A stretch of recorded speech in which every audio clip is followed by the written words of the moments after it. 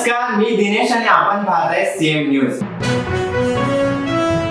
क्रांतीज्योती सावित्रीबाई फुले यांची आज 193वी जयंती। त्यानिमित्ताने ठिकठिकाणी कार्यक्रमाचं आयोजन करण्यात आलं आहे।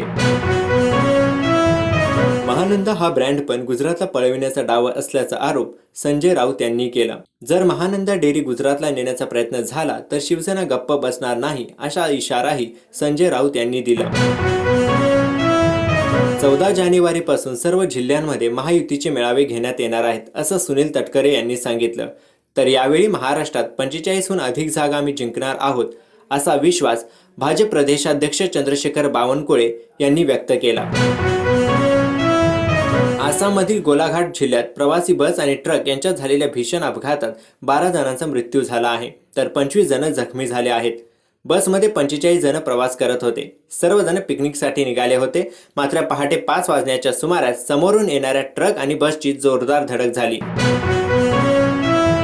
ब्रिटनमधील मेटावर्समध्ये व्हर्च्युअल रियालिटी व्हिडिओ गेम दरम्यान एका 16 वर्षीय अल्पवयीन मुलीवर व्हर्च्युअल सामूहिक बलात्कार झाल्याची घटना समोर आली आहे। मेटावर्सवरील आभासी जगात लैंगिक हल्ल्याची ही पहिलीच घटना असल्याचे बोलले जात आहे। पोलिसांनी बलात्काराचा गुन्हा दाखल करून तपास सुरू केला आहे।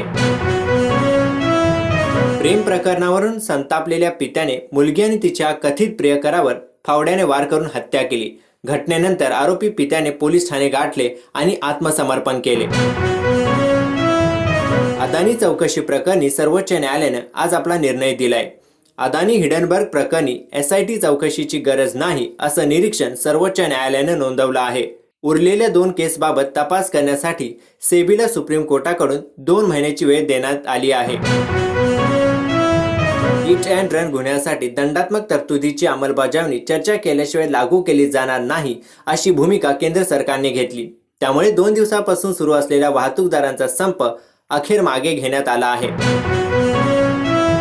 केंद्रीय आरोग्य मंत्रालयाने अतिदक्षता विभाग म्हणजेच ICU संबंधित नवीन मार्गदर्शक तत्वे जारी केली आहेत। यामध्ये त्यांनी अशी तरतूद केली आहे की रुग्ण आणि त्याच्या कुटुंबियांनी नकार दिल्यास रुग्णालय त्याला ICU मध्ये दाखल करू शकत नाही।